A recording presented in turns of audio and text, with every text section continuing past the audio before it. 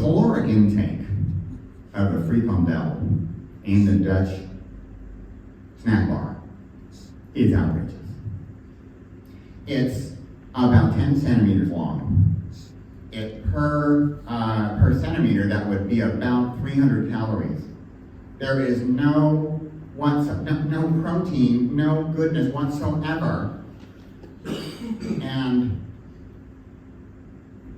show me the numbers. Give me a graph, give me a spreadsheet. Show me the numbers of the calories versus what we'll be doing today action-wise to lessen the impact of the calories. I am a scientist. I want the numbers. Show me the numbers of why we should eat this. It doesn't even look appetizing. Bradley, what are you doing? I vote like,